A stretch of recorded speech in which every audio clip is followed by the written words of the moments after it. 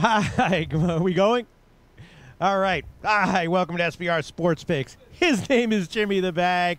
My name is Peter Loshak. What is this? The Loshak and the Bag Show right after the Super Bowl. We're here at Hocko Beach. We're doing this because we're not going to do a show tomorrow morning. No, we are not going to do a show. We are going to do a show tomorrow afternoon though, Jimmy the Bag.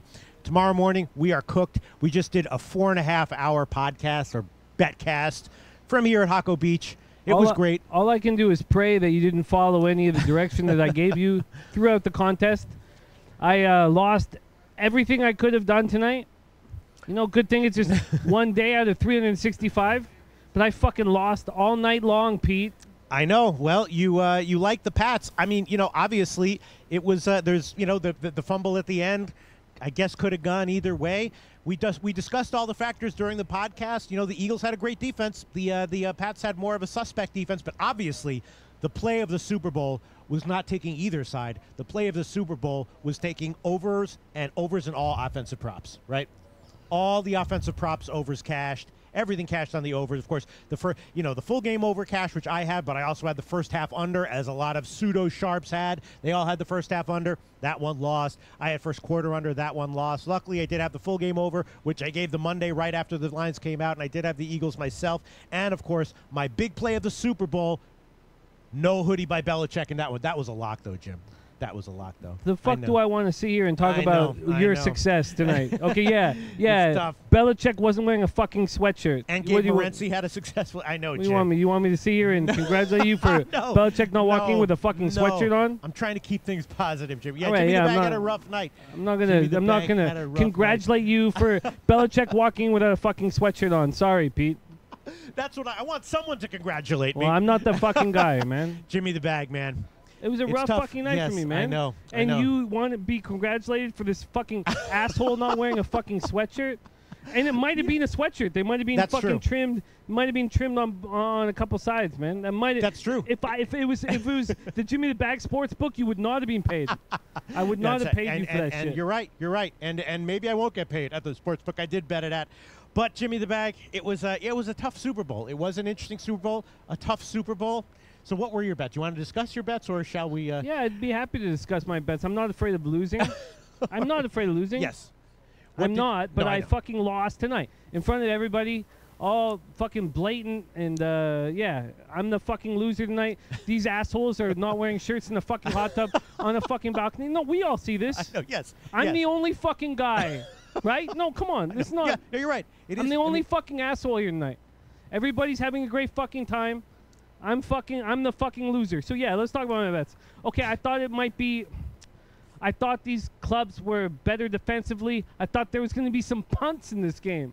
Yes. I had over 7.5 punts. Well, that made me look like an asshole. I think part of what you were thinking was that Foles was going to have a big letdown from the Minnesota game, which I think was a very reasonable thing to assume. Most quarterbacks who have a great, a game in the championship game, in the conference championship games, have a terrible Super Bowl, or a subpar Super Bowl, we shall say. So I think that was a good read on your part, or a reasonable read. You know, Foles had a good game. You know, good for him. Yeah, he did. He did. Bruce says Jim should have listened to Loshak, bet sides appropriately. Yes. See, you guys only see part of the fucking game here, right? You guys see what we make official, what we do officially, and all that shit. So yes, you're right, Bruce. But officially, like, what the bets that I made clear to everybody, it wasn't so bad of a night. Right. But in my month of losing, which you guys all watched in January, you know, after 3 months of success, I got destroyed in January. I bet heavy. I bet $1,500.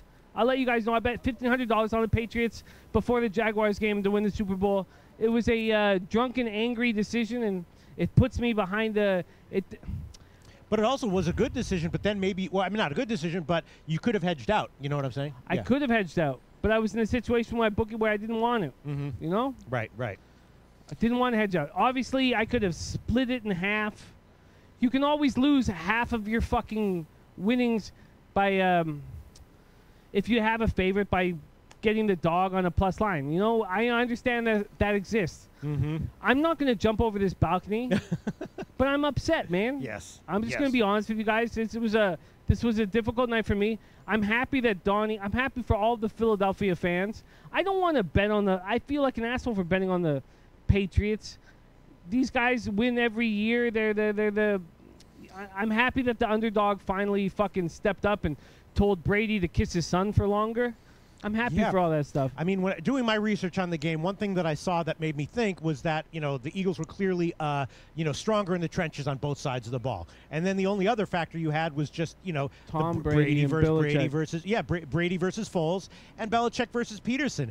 And the Brady Foles, that was just an educated guess. I mean, you really had to make an educated guess. What were we going to see from Foles? Were we going to see the 35 QBR quarterback that we saw under this coaching staff earlier in the season? Or, the 90 QBR quarterback that we saw in the Vikings game. And it's just an educated guess, The sample size is not huge. And, that's just how it goes. Bill Butlicker, who's newly successful with us, man. Mm-hmm. He says that Foles is opening a strip club in Philly.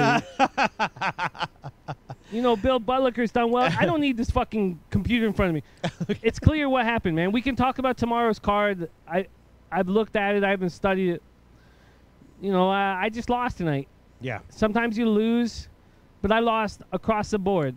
Well, even the pros, like their ROI, there's a lot of pros who have like an MLB or whatever, an ROI of 2 or 3%, and they're like, hey, my ROI is like 2.5%, and they're like super proud of that. So even like guys who have an edge and know what they're going to have an edge, have a very modest edge. You know what I mean? And so definitely, yeah. And yeah. I think I can do better than that. Oh, definitely. Well, in NHL and NBA, I mean, killing it. Flat out killing it. It's hard to think about NHL and NBA when I'm getting destroyed in NCAA. Yes. So I'm getting destroyed in NCAA. I'm getting destroyed here on Super Bowl Sunday. So all you fucking haters, yeah, you get it. Here's your spot. Yes, I'm up big in hockey and up big in NBA, but I'm fucking angry. And the only thing I'm going to do with this fucking anger is study. And hopefully that I can keep my life together with all this losing. Yeah, I mean, it's just a matter of bet sizing appropriately and treating it as a recreational endeavor until and unless you really decide that you're going to switch over to thinking about it as a professional endeavor, meaning that like you have a realistic expectation of winning long term, and you're going to bet into those expectations, you know what I mean? Because even those pros, the ones who have like a 2.5% ROI in MLB, if they bet as though they're going to have an 8% ROI or a 10% ROI, they'll lose. You know what I'm saying? I do know what you're saying. And if the people that love me right now fucking ditch me because of the losing that's happened in the last few weeks or a month. Who ditched you? If that was to happen, we'll still be good, man. What's Zach coming with a towel on? Looks hideous. Zach, do you think we want to see your naked chest in this time? In the middle of the no, maybe we do. Maybe someday. All I'm saying is that I can lose for a few weeks or for important spots and big spots, and still I study, and this is my whole life, and this is my everything, and I'm going to find a way to fucking... Well, I'll tell you what. I know how you can find a way to come out positive in NHL and NBA, Jim. Well, I don't need that. Right. Just keep doing what you're doing. That's how you can find a way to be positive in NHL going forward. Keep doing what you're doing. But I'm not afraid to say yes. I lost badly. I've got to deal with my life now with all this fucking losing, and I mean losing at NCAA, and this is all happening in front of everybody. But I still feel like every Monday morning, I'm up at 4 a.m. I'm up before all you motherfuckers, and I'm studying every single game because it's my whole life and it's my everything. Yes. And it's not that it doesn't matter that I lost so badly in the Super Bowl, but my grinding and my belief and I don't know what the fuck to say, Pete. I fucking lost so fucking bad, man. Well, I wouldn't worry about. You have a ton of supporters coming in here. Again, going forward in NHL and NBA, my advice to you would be, don't change a thing. Your reads in NHL and NBA are awesome. Your picks in NBA and NHL, awesome. positive. You know what I mean? And so it's okay. Here, can I pat you on the back, Jim? You can Everything's going to be okay. We all support you, and all the viewers are super supportive. They all love you. Drew Zilla says fucking Niagara. Yeah, college basketball, classic example. Don't bet off more than you can chew. Classic example of the sport. You know, in professional sports, you know, you can't bet off more than you can chew because 30 teams is very manageable. College basketball, a little bit more tricky for sure. I'll tell you the first thing I'm doing in college basketball on Monday. I'm only going to bet $100 a game. $200 on the professional sports. $100 on college. At least moving forward for the next few weeks. If I can build some confidence, I'd be happy to. Yeah. But we all see the units. Everything that we do is transparent. Yes. We see that I'm down 20 units in NCAA. I can't keep. I'm ruining my life, making it the same amount that I'm putting on NHL and NBA games that I feel so comfortable and confident gambling with. Well, so. here we go. Richie Rich has a comment here. Support the bag. Absolutely. I mean, yes, Jimmy, I mean, definitely you should. I think your edge in NBA and NHL is real. But definitely in anything where you don't feel like you're confident in your edges, you know, see it as a recreational endeavor. And then, you know, when you feel like your edge is something that you really, you know, have good reason to believe is existent. I don't want to sit here like an asshole and have you guys fix my fucking right.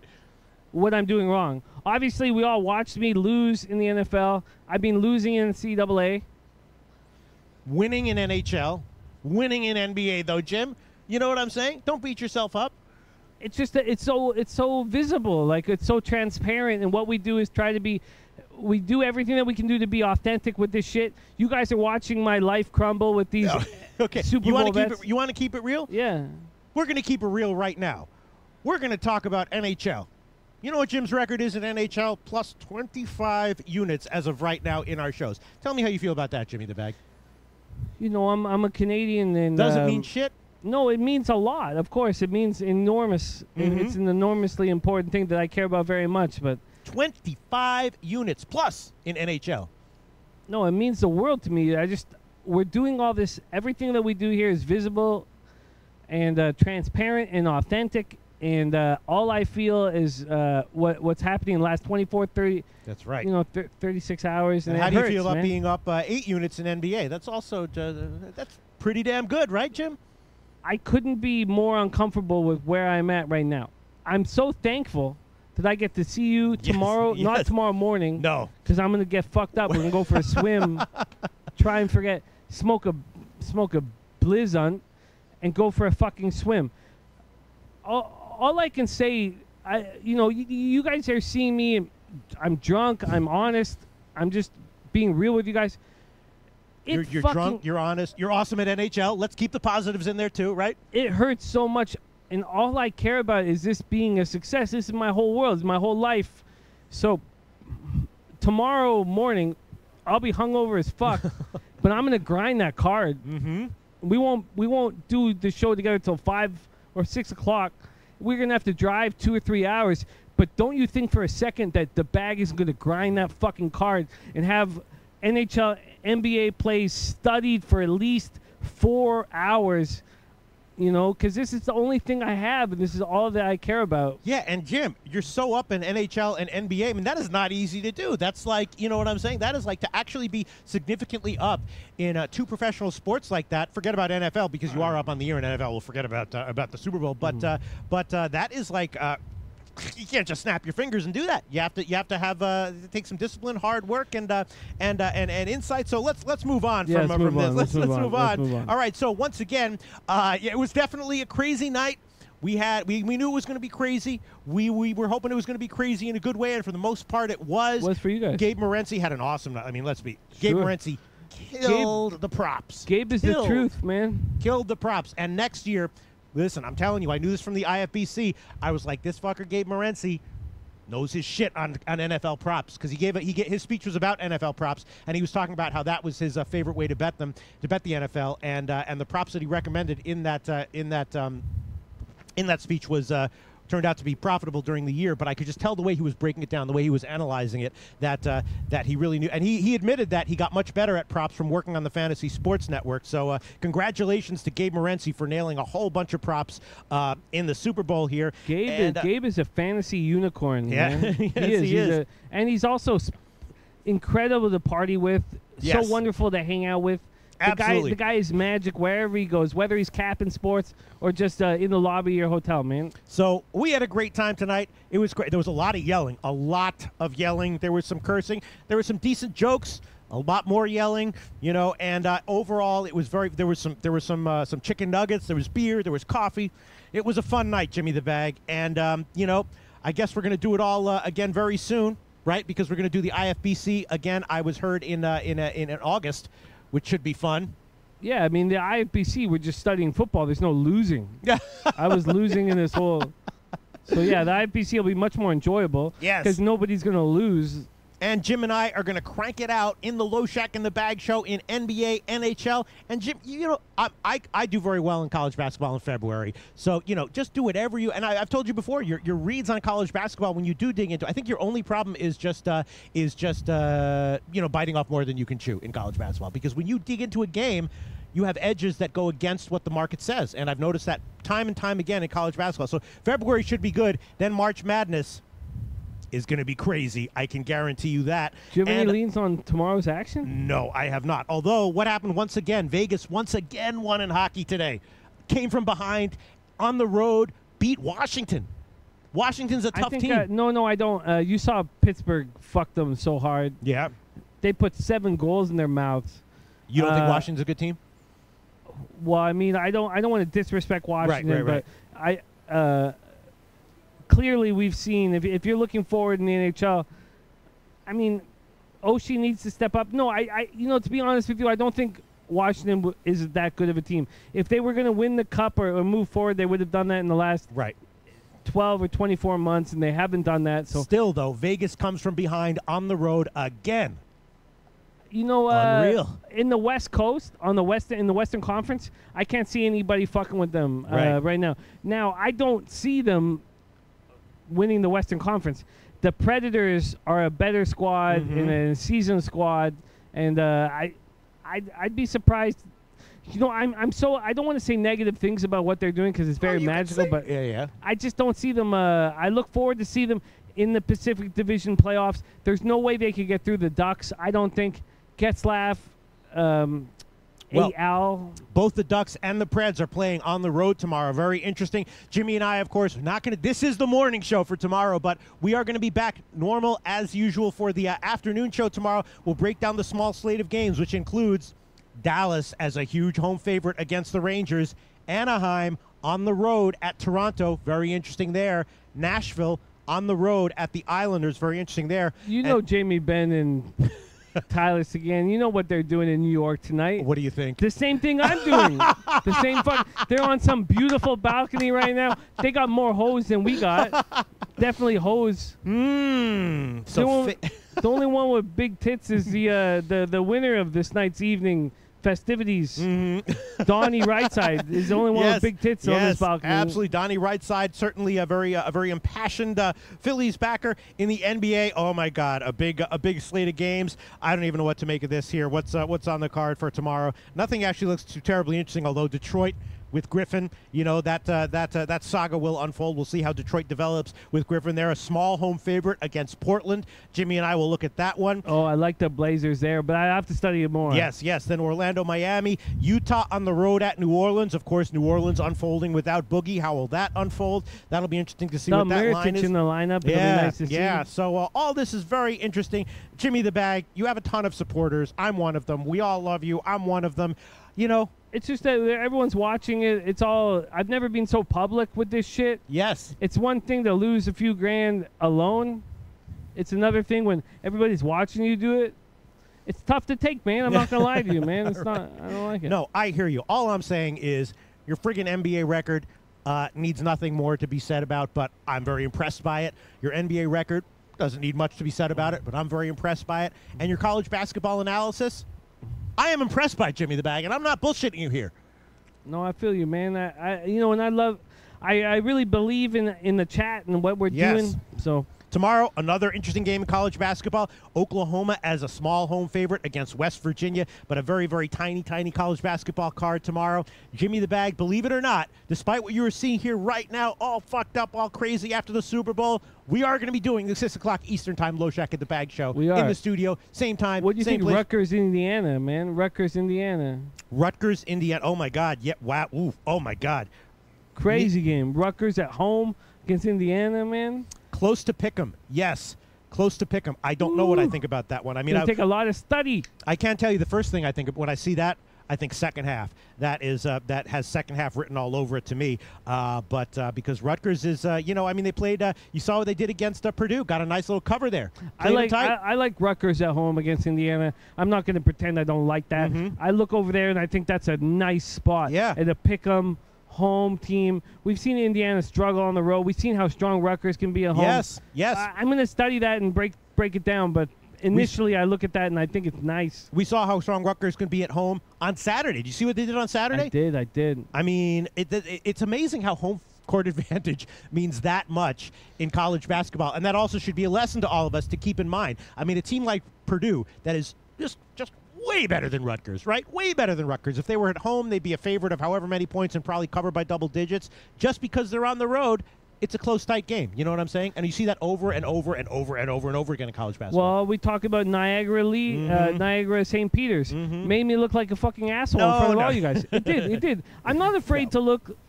You know, what we're doing is honestly portraying handicapping sports in front of you guys. Okay, you want to be honest? Yeah. That was not that bad of a call. But it was a trap. Everybody could see it was a trap. It was not. We're being honest here, right? Yeah. That was not that bad of a call, Jim. And they only lost by a few points, but it was not that was bad of a call. +3. Yes, they lost by 6 or 7, right? 6 max. Yeah. It was 4. It was a 4-point game late, but still. Listen, if you want to be honest, then you're going to have to accept the honesty that is supportive of you and positive. No, thank you, and I hope to. And all I can promise everybody that's watching here is that this is everything to me, and I'm gonna grind nonstop. And our show tomorrow night will be filled with fucking facts. Yes. And it doesn't matter how much, how dehydrated I am, or how much my head is pounding. I'm gonna grind for at least 5 hours before I do any show for you guys. I'm never gonna come in front of you guys with nothing. I promise you that. I'm never going to come and just be like, oh, these guys like me. I'm going to study my fucking ass off and try to help you guys as much as I possibly can and help myself as well. And, you know, grow together and learn together and get better together and make our lives better together. Absolutely. Let me give you a weak high five. I got insulted for not doing it. What's wrong with my high fives technique, Jimmy? I think go higher. Tell me how a real man would higher. Start high. Oh, yeah. I start low. Okay, so start high. You go there. Yeah. Booyah! And that wraps it up for the Loshak in the Bag show, Super Bowl night. We will be back tomorrow at 6 o'clock Eastern Time. He's Jimmy the Bag. I'm Peter Loshak. We love all of you. We'll see you tomorrow at 6 o'clock Eastern Time.